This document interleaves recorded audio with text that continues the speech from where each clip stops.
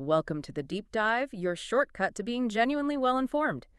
So today we're tackling something that's probably on your mind if you follow the markets. The stock market just keeps hitting new highs, which is great, but it raises a question. Where do you actually find those reliable, high-yield dividend stocks, the kind you can actually hold on to for, like, the long haul? It feels like a good problem to have, maybe, but yeah, it definitely makes finding consistent passive income unusually tricky right now.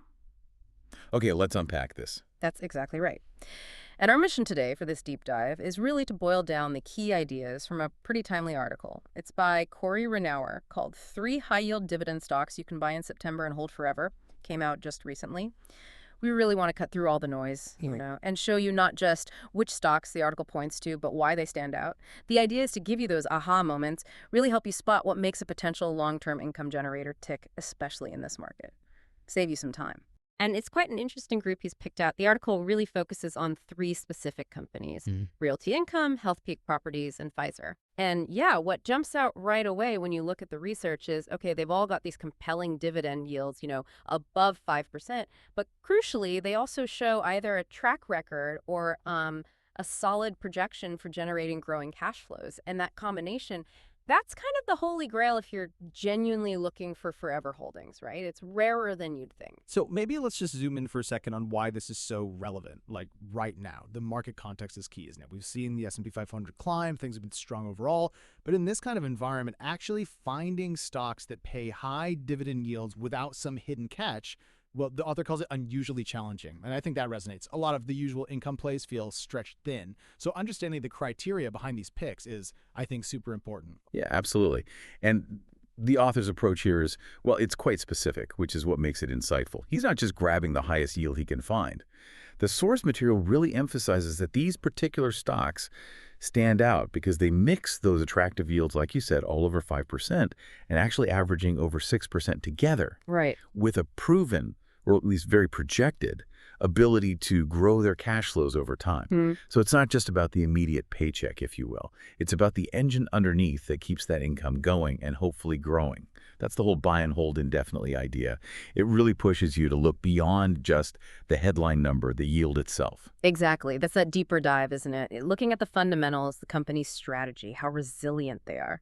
And speaking of fundamentals and resilience, let's get into our first segment. Let's talk about Realty Income, NYSE ticker O. I mean, this company is almost legendary for reliable dividends. Some people call it the monthly dividend company. What makes it stand out for you, especially with that unique monthly payout schedule? Well, Realty Income, it operates as a triple net lease real estate investment trust, a REIT.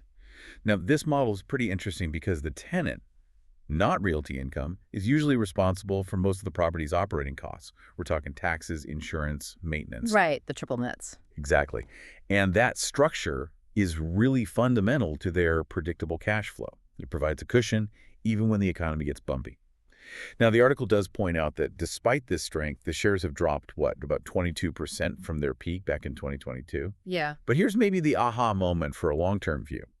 That drop was largely tied to rising interest rates. Right. But it didn't really derail their core ability to generate cash. And that might actually create an opening for people looking to buy in. And that track record, it's pretty amazing when you look at it. Realty Income has hiked its dividend payout basically every single quarter, except for one since it went public. That's over 30 years ago.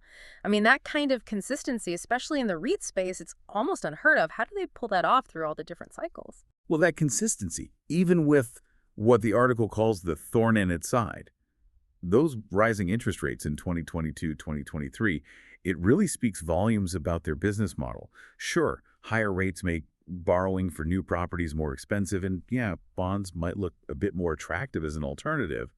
But the key thing is Realty Income's cash flows from their existing long-term leases, they kept growing steadily. So there's this sort of built-in resilience in their contracts, and that's absolutely critical if you're thinking about a stock you want to hold, well, potentially forever. Those revenue streams are pretty well insulated from short-term rate swings. Okay, now let's dig into the growth side for Realty Income. There's a statistic in the piece that really made me stop and think about how much room they still have to run. Even though they had, 15,606 properties by the end of June? Which sounds like a ton. It is a lot. Publicly traded net lease REITs like them still only account for maybe 4% of the total addressable market here in the US. But here's where it gets really interesting, I thought. Their footprint in Europe. It's tiny. less than 2.1%. What does that push into Europe actually mean for their long-term growth story? Yeah, the European expansion is, I think, more than just planting flags on a map. Yeah. It's quite strategic. It's really about helping businesses over there unlock capital. See, a lot of European companies have significant real estate tied up on their balance sheets. Realty Income comes in and offers them a way to sell those properties and then lease them back. It's called a sale-leaseback. Right, so it Oh. effectively turns a fixed asset, like a building, into a cheaper source of capital they can use for operations or growth. This gives Realty Income a really powerful value proposition that goes beyond just being a landlord. They become more like a financial partner. It lets them grow, sure, but it also diversifies their risk and taps into a market where this kind of deal is, well, much less common than in the U.S. It's a smart way to lock in future cash flow. Very interesting. Okay, speaking of companies navigating sort of specific market niches, our next pick is Healthpeak Properties, ticker DOC. They're in a totally different area, but also fascinating. Specialized healthcare real estate. Think lab spaces for pharma, biotech startups, that sort of thing. What's the story there? What's been going on in their world, especially with that big merger? Well, what's quite insightful about Healthpeak, according to the article, is how they've sort of strategically shifted gears with the market. The piece highlights their merger with Physicians Realty last year. It was an all-stock deal. And this wasn't just about bulking up for the sake of it. It was done specifically to counteract a bit of a slowdown in demand from biotech startups. That space cooled off a bit. Okay. So by merging, they diversified their tenant base, got bigger, and basically shored up their position to handle those sector-specific headwinds.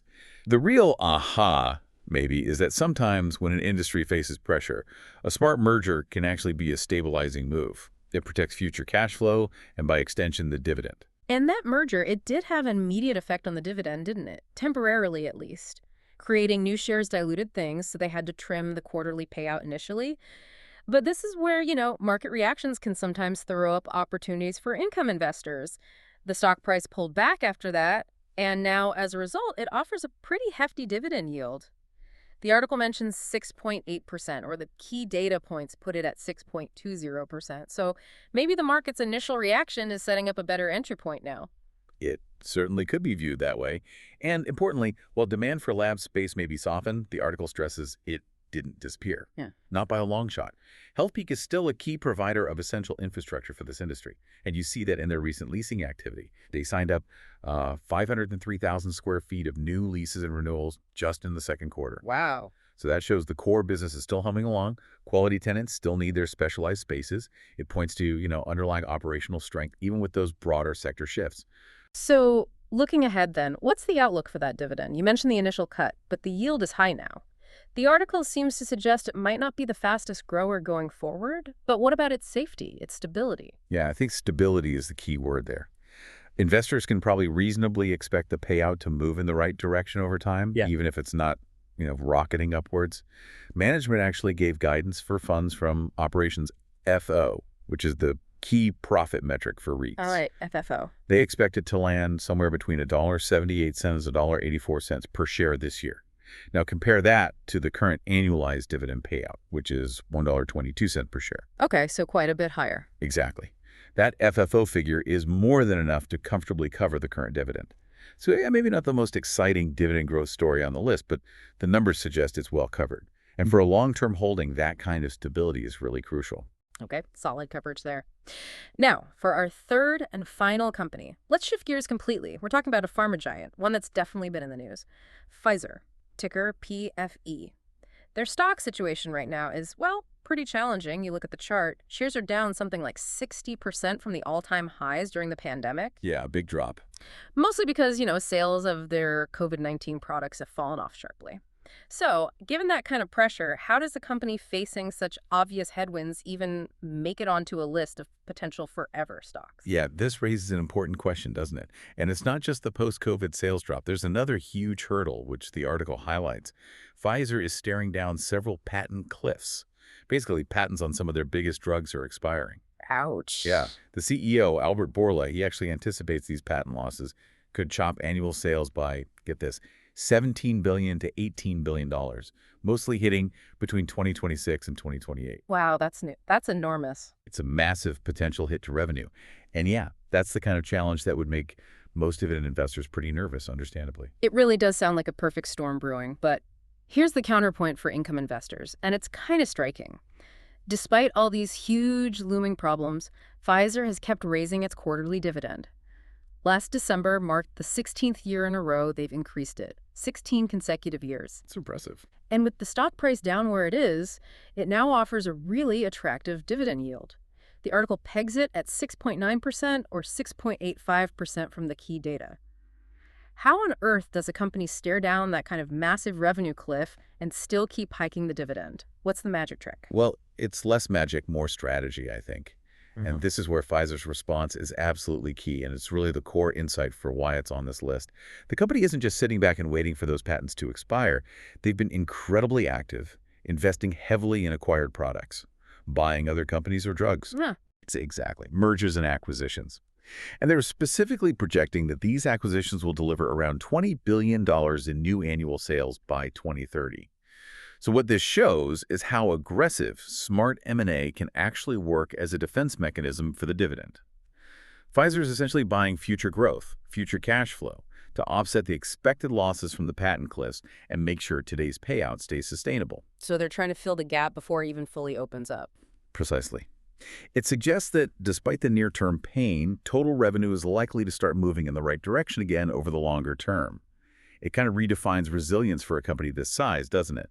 Showing how you can proactively navigate, even preempt, these huge revenue dips to protect that long-term dividend promise. What a fascinating group of companies we've looked at today. Really different situations. So just to quickly recap. Yeah. We dove into Realty Income, Healthpeak Properties, and Pfizer. And the article really singled these out, not just for those high yields right now, again, all over 5%, averaging over 6% collectively. Which is nice, of course. Yeah, can't complain about that. But maybe more importantly, it highlighted their underlying ability to keep generating cash, hopefully growing cash flow, and the specific ways they're tackling some pretty significant market challenges. So what does this all mean for you, the listener, the investor?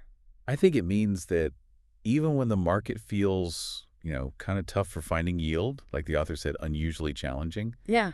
opportunities for genuine long-term income are still out there. You just have to know where to look and, maybe more importantly, what to look for. Yeah. The article's core advice seems pretty clear. Adding shares of these kinds of stocks, maybe not all three, but stocks like these to a diversified portfolio now, thinking about holding them potentially forever.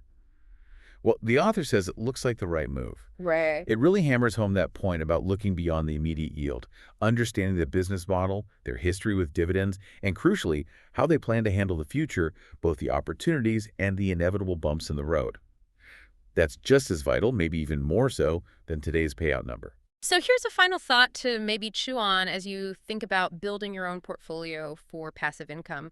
How might really focusing on a company's long-term resilience, its strategic vision, maybe even its response to adversity, how might focusing on that rather than just today's stock price or even the immediate yield change what forever actually means for your investments? Something to think about.